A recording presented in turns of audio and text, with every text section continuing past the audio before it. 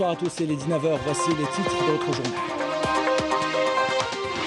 La campagne de vaccination se poursuit dans notre pays à Alger. Batna Imsila, le personnel de santé, fait une piqûre de rappel pour les personnes âgées et les personnes atteintes de maladies chroniques qui sont prioritaires pour recevoir les premiers vaccins. On s'arrête ce soir sur le programme et le budget alloué des zones d'ombre. Combien de régions sont concernées? Quel budget est consacré pour sortir les habitants de l'ombre? Réponse dans ce journal. La carte postale de ce 19h nous emmène dans les hauteurs des Aurès, découvrir le village de Tabridga, son architecture pittoresque, ses traditions et son artisanat pourraient faire de lui une destination touristique. Enfin, après des mois de fermeture, les espaces publics rouvrent au public. Nous s'ouvrons à la fin de ce journal ces joggers du vendredi, ces habitués de la forêt de Bouchaoui qui retrouvent leurs habitudes. Voilà pour les titres, bienvenue à tous. Tout d'abord, les travaux de la 38e session du Conseil exécutif de l'Union africaine ont été clôturés par la validation de la candidature de l'Algérie au poste de membre non permanent du Conseil de sécurité de l'ONU pour la période 2024-2025.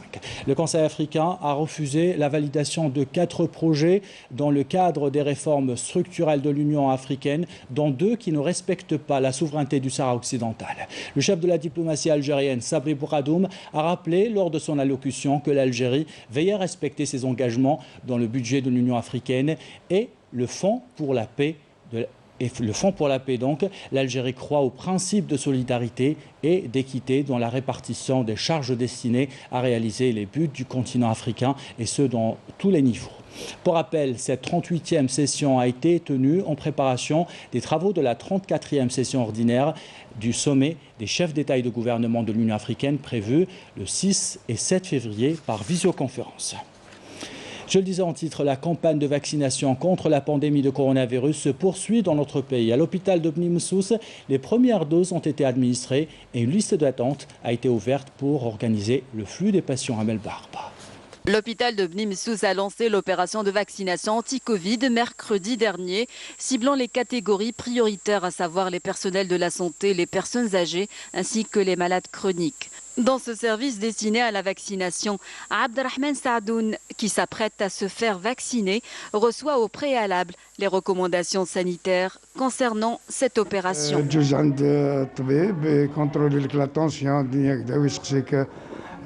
وش من الأعراض عندك تجاوبوا بعد يوزنك لو بوا الطول هذا ما كان بعد تجوز إلى شاف سيبو يعطيك الكارطة تاعك تجوز دير لو فاكسين تاعك لو بلو نورمالمون ديما. Jusqu'à l'heure actuelle, nous avons vacciné plus de 30 personnes. La campagne de vaccination se déroule dans de bonnes conditions. Nous avons constaté une forte adhésion de la part des citoyens qui se sont inscrits sur la liste d'attente. Celle-ci compte plus de 60 personnes. En première ligne contre le Covid-19, les personnels soignants figurent parmi les catégories prioritaires pour la vaccination. J'incite les citoyens à se faire vacciner contre le Covid-19. Nous avons démarré la campagne de vaccination anti-Covid mercredi dernier. Nous procédons à la vaccination par groupe de 5 personnes pour faciliter l'opération de vaccination. Le respect des gestes barrières et la vaccination restent ainsi les meilleurs moyens pour contribuer à freiner la propagation de la pandémie du Covid-19. Et Amsila, comme à Batna, le personnel de santé fait une piqûre de rappel pour les personnes âgées et les personnes atteintes de maladies chroniques. Ils sont prioritaires dans cette campagne de vaccination. Un plan d'action a été mis en place dans les 2 wilayas pour convoquer ces personnes prioritaires à Adel Bouhames. La campagne de vaccination contre le Covid-19 se poursuit à travers le pays. Amsila, comme à Batna, place à l'espoir après une longue période d'angoisse et d'attente. Pour beaucoup, c'est le début de la fin de cette pandémie qui les a hantés depuis près d'une année. Les gens attendaient avec impatience de se faire vacciner, que Dieu guérisse nos malades. On a fait face à cette pandémie dès l'apparition des premiers cas dans notre pays. On était au premier rang, Dieu nous a préservés du virus. Maintenant que je me suis fait vacciner, j'ai l'impression que le coronavirus fait désormais partie du passé. Toutes les mesures ont été réunies au niveau des services de santé de proximité chargés de mener à bien cette opération. Un plan d'action a été mis en place pour planifier la convocation des citoyens concernés par la vaccination.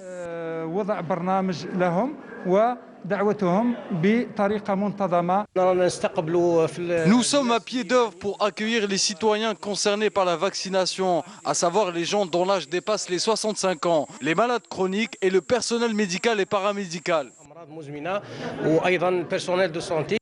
À Msila, plus d'une centaine de centres sont concernés par cette opération de vaccination, alors qu'à Batna, elle se poursuit avec l'administration des 1000 doses comme première étape de la campagne. Et comme chaque soir, on fait le point sur la situation sanitaire en Algérie. 248 nouveaux cas confirmés de coronavirus, 194 guérisons et 5 décès ont été enregistrés ces dernières 24 heures selon le porte-parole du comité scientifique de suivi de l'évolution de la pandémie de coronavirus, le docteur Jamel Fourara. Arrêtons-nous ce soir sur ces chiffres qui concernent les zones d'ombre. Le conseiller du président de la République chargé des zones d'ombre, Brahim Red, a fait état de 32 700 projets arrêtés au profit de 15 044 zones d'ombre au niveau national, soit au profit d'une population de 8 millions d'habitants. Mrad a assuré que le président de la République, Abdelmajid Tebboune, veille en personne sur la réalisation de ces projets. Les détails avec Amel Bouakba. Le développement des zones d'ombre, une priorité absolue pour le président de la République, Abdelmajid Tebboune. Sur le terrain, les engagements du chef de l'État ont pris forme avec la concrétisation de 62% des projets décidés au profit des zones d'ombre, financés à hauteur de 92 milliards de dinars, notamment dans les secteurs des travaux publics, éducation, santé, approvisionnement en eau potable, gaz et électricité. Les chiffres révélés par le chargé de mission auprès du président de la République en charge des zones d'ombre témoignent de l'état d'avancement de tous ces projets de nature à développer les régions enclavées dont le président de la République veille en personne au suivi de ces opérations. Ainsi, sur plus de 13 000 projets arrêtés pour un budget de 190 milliards de dinars, 8 191 ont été d'ores et déjà réalisés. En revanche, plus de 2 000 sont en cours de réalisation. En tout, ce sont pas moins de 32 000 projets qui ont été proposés au profit de 15 044 zones d'ombre recensées au niveau national, soit une population de 8 millions d'habitants pour une enveloppe de 480 milliards de dinars. S'agissant des dotations budgétaires affectées aux zones d'ombre au titre de la loi de finances 2021, 50 milliards de dinars sont alloués aux zones d'ombre sur un total de 100 milliards de dinars alloués aux communes. Une bonne partie est consacrée à l'aménagement du réseau routier. Autant de projets qui permettront d'améliorer les conditions de vie des populations de ces zones reculées et de réparer les injustices et les disparités dont elles ont longtemps souffert. Notons enfin que le président de la République a donné des instructions fermes au Wali et aux parties concernées pour l'éradication des zones d'ombre dans un délai d'1 à 2 années maximum. Et comme chaque week-end, on vous invite à découvrir la start-up de la semaine. Cette fois, nous allons découvrir Freedoc, une start-up qui ambitionne de numériser tous les dossiers administratifs dans notre pays. Nous avons rencontré son fondateur à Oran, Benjbara Abdelhaq. Regardez. Je m'appelle Benjbara Abdelhaq, je suis le fondateur de l'application Freedoc.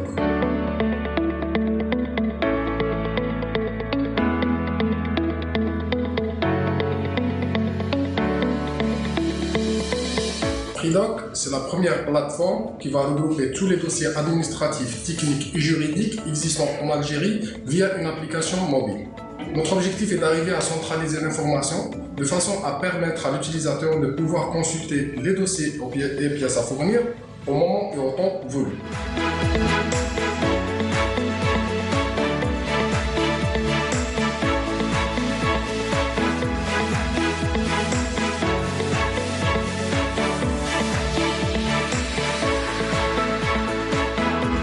L'application est disponible en version bêta sur Play Store et prochainement sur Huawei App Gallery et App Store de iOS. Le marché algérien, c'est un marché qui a du potentiel à développer et qui est en train de se construire et qui manque de tout ce qui est digitalisation et numérisation de l'administration. Parmi les inconvénients, on ne va pas se cacher et se voiler la face, il y a la lenteur de l'Internet et ça met du temps à se développer. Il y a aussi le fait que les utilisateurs mettent du temps à s'adapter avec tout ce qui est digitalisation et numérisation.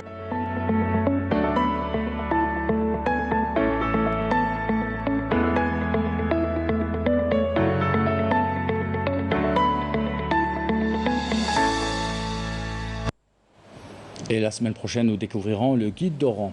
Dans l'actualité internationale, dans les territoires occupés, les forces d'occupation marocaines ont enlevé hier soir 3 militants selon des activistes des droits de l'homme. Sur le terrain diplomatique, le comité politique du Conseil national sahraoui a appelé la communauté internationale à intervenir rapidement pour protéger les civils sahraouis sans défense dans les régions occupées du Sahara occidental.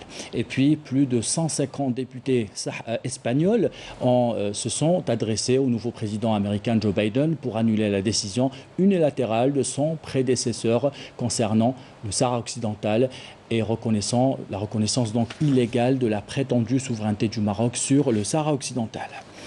Dans le dossier libyen, Abdul Hamid Mohamed a été élu aujourd'hui Premier ministre de transition par les participants au dialogue interlibyen réunis en Suisse sous les auspices de l'ONU en vue du scrutin national de décembre. Sa liste a obtenu 39 voix sur 73. C'est ce qu'a annoncé l'émissaire par intérim de l'ONU en Libye, Stephanie Williams, à l'issue d'un dépouillement retransmis en direct par l'ONU. La présidence palestinienne a fermement condamné aujourd'hui les crimes abjects de l'occupant israélien. Le dernier en date a visé Khaled Noufel, un jeune Palestinien de 34 ans. Il a été tué par un soldat de l'occupation israélienne. Dans un communiqué, le porte-parole de la présidence palestinienne a appelé la communauté internationale à assumer toutes ses responsabilités et à condamner les crimes de l'entité sioniste. Toujours en Palestine, la douleur des Palestiniens à Gaza, on en parle ce soir, qui célèbre donc la journée internationale de la lutte contre le cancer. L'embargo imposé par l'entité sioniste depuis 14 ans se fait de plus en plus sentir, vous allez le voir notamment pour les malades qui n'ont même pas le droit d'aller se faire soigner. Le reportage de notre correspondant Wissam Abou Zaid, commentaire Adel Boukhams. En franchissant la porte de l'hôpital d'oncologie de Gaza, vous ne pouvez pas ne pas voir Dana Adwan, qui fait désormais partie du décor. Cette petite Palestinienne atteinte de leucémie prend son mal en patience en attendant l'autorisation de l'occupant israélien pour aller se faire soigner. Je veux me faire soigner et guérir. Elle s'appelle Dana Adwan, elle souffre d'une leucémie aiguë. Elle doit se faire soigner dans un hôpital de la ligne verte. Elle a besoin d'une greffe de la moelle épinière, laquelle ne peut se faire ici à Gaza. Nombreux sont les malades palestiniens qui ont été empêchés par l'occupant sioniste de traverser les checkpoints frontaliers pour des pseudo-raisons sécuritaires, ne trouvant d'autre solution à leur peine que la patience et les prières devant des parents désemparés. Ils sont des dizaines de milliers de cancéreux qui ont été empêchés par les sionistes d'aller se faire soigner pour des raisons fallacieuses. Plus de 60% des demandes des malades en général et des cancéreux en particulier sont rejetées. La journée mondiale contre le cancer qui vient entériner encore une fois l'embargo imposé par l'entité sioniste depuis 14 ans déjà à un peuple palestinien impuissant. Une tragédie qui semble sans fin. Croyez-moi, cela fait 3 ans que je ne prends que des anti-inflammatoires. Je n'ai droit à aucun traitement. Le cancer et l'occupation sioniste. Deux mots que les Palestiniens espèrent chaque jour éradiquer définitivement de leur vie, tant que l'espoir leur est encore permis. Et toujours à l'international, le patron de l'OMS en Europe a appelé aujourd'hui les Européens à accélérer leur campagne de vaccination contre le Covid-19, tout en s'inquiétant de l'impact des variants sur l'efficacité de ces vaccins.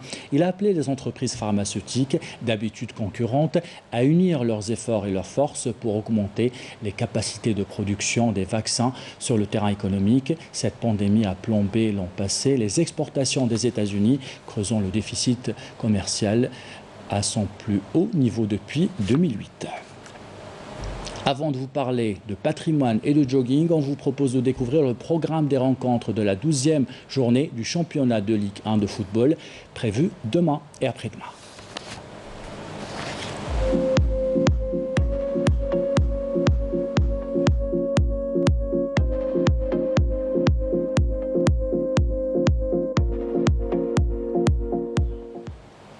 On vous emmène maintenant dans les hauteurs des Aurès, découvrir le village de Tebredga, son architecture pittoresque, ses traditions et son artisanat pourraient faire de lui une destination touristique de la wilaya de Khanchla. C'est devenu d'ailleurs une priorité pour le mouvement associatif sur place. Reportage signé Siham Moussa Rezouka. C'est un village niché au cœur des montagnes des Aurès, Tebredga. Son architecture témoigne du passage de plusieurs civilisations dans l'Afrique du Nord. L'homme amazigh a su exploiter cette terre des Aurès comme vous voyez. La construction des maisons est faite de pierre et d'argile de la région.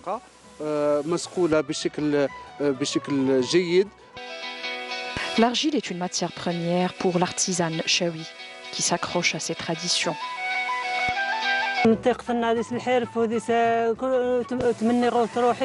C'est un héritage que nous espérons conserver et développer. Pour cela, on souhaite avoir plus d'aide.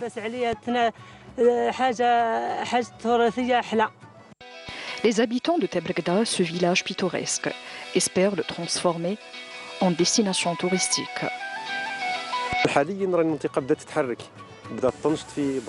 La région reprend de plus en plus de vie et de dynamisme grâce au programme initié dans la wilaya de Khanchla.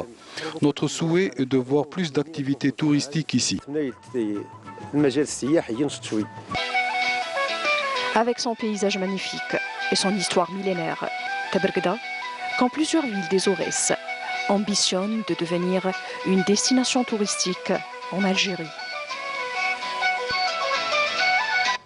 Et on revient à Alger, vous êtes très nombreux à vous réjouir de la réouverture des espaces publics. Après des mois de fermeture, la forêt de Bouchaoui a rouvert ses portes.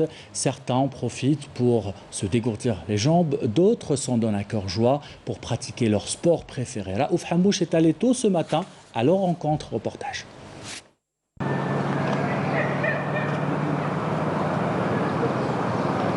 Il est 8h30 à la forêt de Bouchaoui.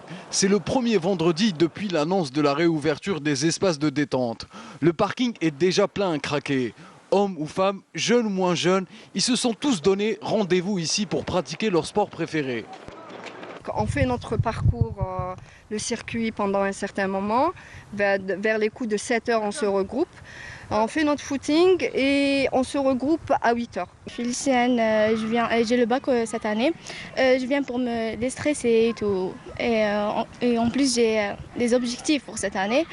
Donc, c'est parfaitement, c'est parfait de réouvrir Bouchaoui. La réouverture de la forêt de Bouchaoui, elle est très dynamique, surtout aujourd'hui pour ce premier vendredi. Après avoir eu le confinement. Après une longue semaine de travail, ces coureurs du vendredi ont trouvé le meilleur moyen d'évacuer le stress de la vie quotidienne. C'est le cas de Selima. Bouchaoui, c'est notre poumon. C'est le poumon de Zaïr Kamel de Bouchaoui. C'est un moment d'évasion, c'est un moment de détente, c'est un moment de récupération. Nous, le sport, c'est indispensable. Le groupe, ça fait 5 ans, 6 ans. On se voit ici. On y retrouve des personnes de tout âge qui tiennent à garder une certaine hygiène de vie qui fait du bien au corps et à l'esprit. Vous avez quel âge, monsieur? J'ai bientôt 76 ans. 76 ans. Ouais. Vous continuez Ah bah oui, jusqu'à la fin de mes jours. C'est une thérapie, le sport est une thérapie. C'est grâce au sport qu'on se maintient, on arrive à se maintenir. Pour cette dame, c'est aussi une occasion de respirer un grand bol d'air frais tout en promenant son chien. C'est une très bonne chose, je suis très contente parce que vraiment ça nous permet de sortir un peu de ce confinement qui dure depuis maintenant presque une éternité on va dire et ça nous permet de nous aérer, faire du sport, bouger quoi, que de rester qu'à la maison entre quatre murs. Franchement ça fait du bien et puis même pour Pour mon caniche aussi, ça fait du bien. Elle était très heureuse de sortir et tout. Elle aussi, elle était confinée. Après plusieurs semaines de confinement, voilà que les Algérois renouent avec l'activité physique en plein air. L'occasion pour eux de profiter de ces belles journées printanières. Et quant à nous, on termine ce journal avec ces belles scènes cultes du cinéma algérien, les scènes des films de l'inspecteur Tahar qui ont marqué plusieurs générations, jusqu'à en faire partie de nos expressions au quotidien. Qu'en pense l'ancienne et la nouvelle génération de ce comédien qui nous a quittés très jeunes? Eh bien, certains tentent d'imiter ces expressions, d'autres revisitent ces mêmes expressions cultes. Découverte avec Lamia Boudgouda.